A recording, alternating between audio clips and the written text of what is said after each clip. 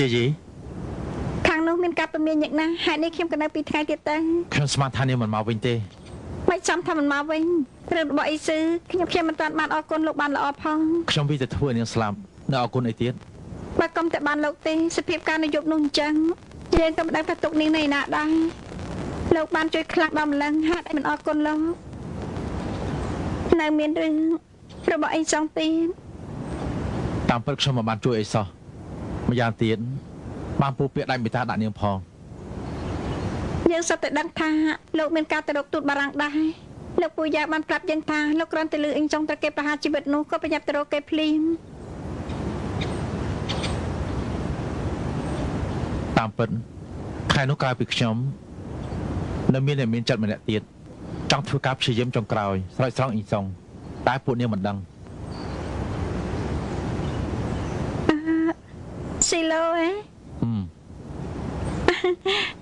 ប្រសាណា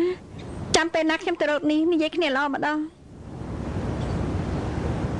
កុំប្រញាប់រកស៊ីឡូអីខ្ញុំខ្លាចក្នុងចិត្តស៊ីឡូនឹងមានការសោកស្ដាយខ្លះតែយល់ថាខ្លួនឯងថោកទាបណាស់ពិតមែនដឹងថាអ្នករកគ្នាអធិស្ឋានដល់នាងសប្បាយចិត្តណាស់តែផ្ទុយមកវិញនាងរើតែបន្ទោសខ្លួនឯងយល់ថាមិនអាចងើបមុខរួចអាចទេអាច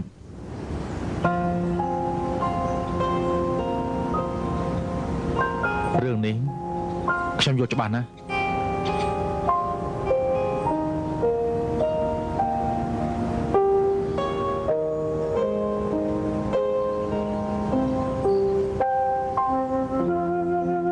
បាននិយាយទៅ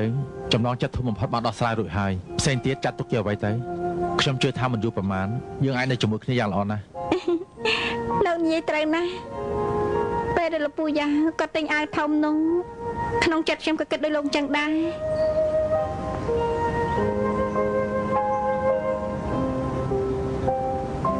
អ្នកនាងយ៉ាងថែមបន្តិចទៅមកវិញថ្នាំទាំងនោះខ្ញុំបានរៀបចំតាមលេខរៀងរួចហើយហើយថ្នាំទាំងនេះទើបនិយមមកដល់យប់មិញខ្ញុំមិនតបានរៀបចំស្រួលបួលផងទុកខ្ញុំជួយរៀបចំលោកតាំង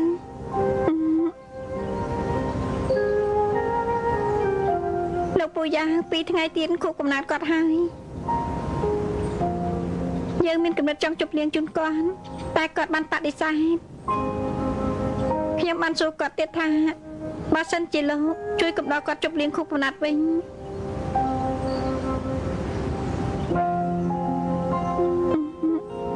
ពិតមែនតែគាត់មិនឆ្លើយនឹងខ្ញុំតែខ្ញុំអាចមើលដឹងក្នុងចិត្តគាត់ពោពេញទៅដោយក្តីសង្ឃឹម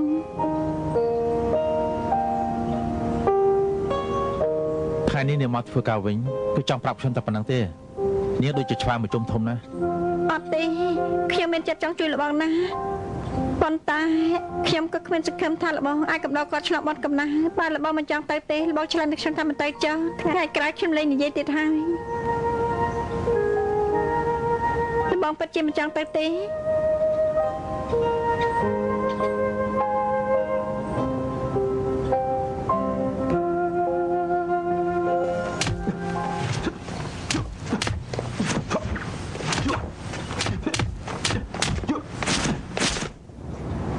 លោកម្ចាស់ថ្ងៃនេះលោកដូចគ្មានអារម្មណ៍ក្នុងចិត្តសោះក្បាច់គុណមានរីកចម្រើនសោះឯងពិតជានិយាយត្រូវអាចសាកល្បងជាមួយលោកម្ចាស់គឺជារឿងអស្ចារ្យក្នុងជីវិតខ្ញុំហើយឯងប្រកាសយកចិត្តមែនតាមពិតក៏ខ្ញុំយល់ថាឯងចេះយកចិត្តគេដែរជីស៊ឺនាងចង់ទៅអាមេរិកវិញ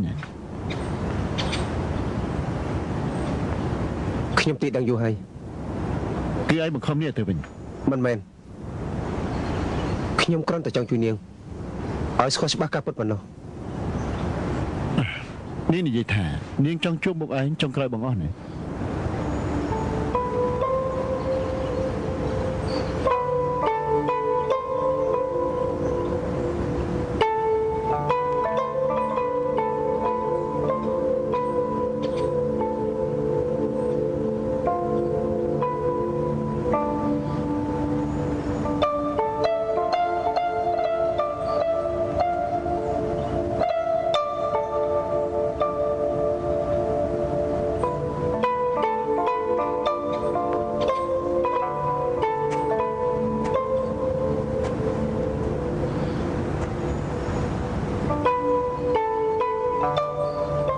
នាងចឹងទៅហើយ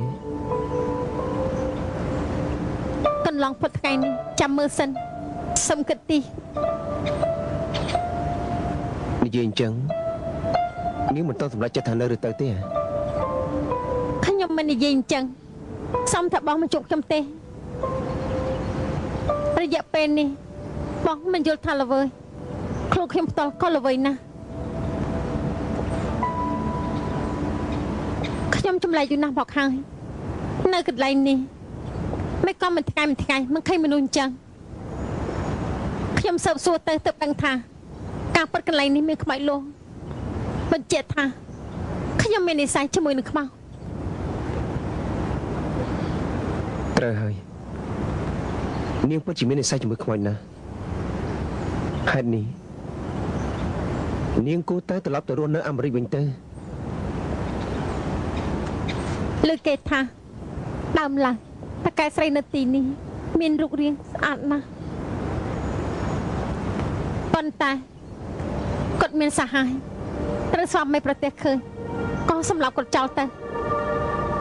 បន្ទាប់មកខ្លួនក្លូតចុះក្នុងពីងហើយក៏លងទឹកស្លាប់ទៅ មនុស្សស្រីមានរូបស្អាត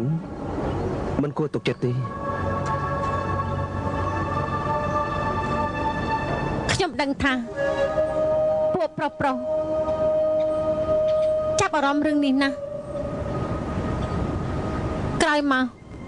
ទីនេះត្រូវគេទិញយកទីនេះ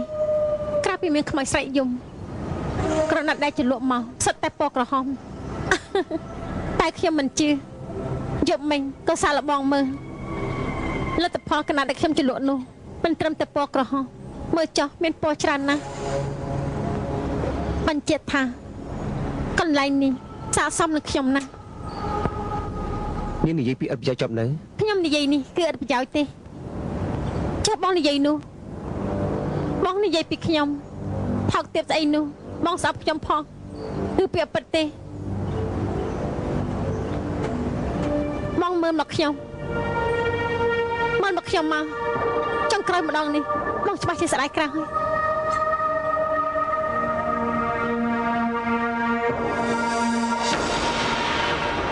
នាងធ្វើនឹង មកបងខ្ញុំបានឃើញហើយតែខ្ញុំមិនខ្លាច ដាក់កំណត់ចុះ កាលខ្ញុំនៅអាមេរិកបានសម្បត្តិចំពោះខ្លួនហើយខ្ញុំលីវិលទៅកន្លែងដើមវិញឲ្យទៅរកបងឃើញទោះឲ្យខ្ញុំបងនៅជីវិតក៏ខ្ញុំមិនស្ដាយក្រោយដែរ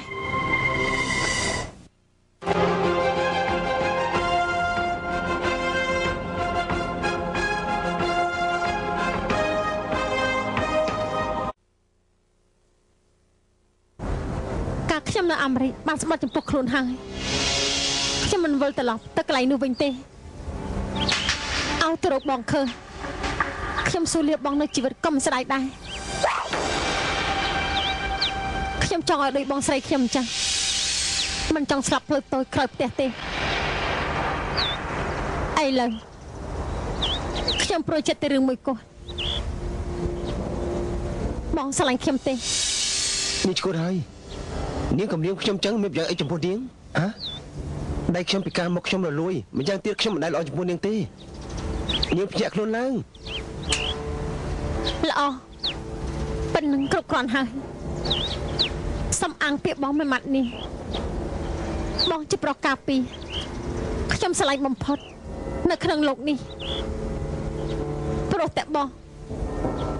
ធ្វើឲ្យបាត់បង់សុភមង្គលអស់មួយជីវិត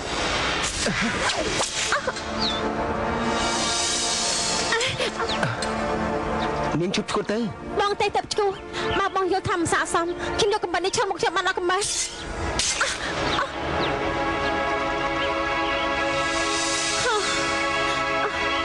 មិនបានចិញ្ចឹម ខ្ញុំមិនឲ្យនាងឈប់មកនាងទេ ខ្ញុំចង់បងរបួសទេសំតោផង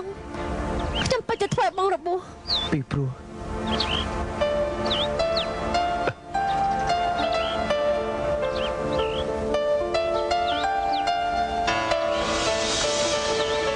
បងស្រឡាញ់អូន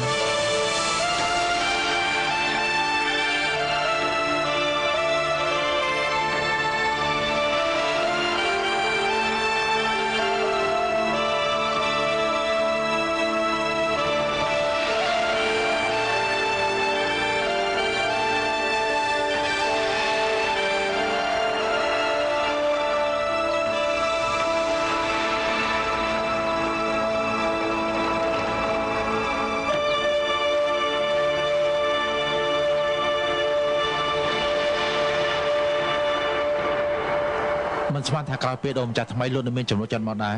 ហេតុអីក៏មិនមកទីនេះដូចទៅពីមុនអញ្ចឹង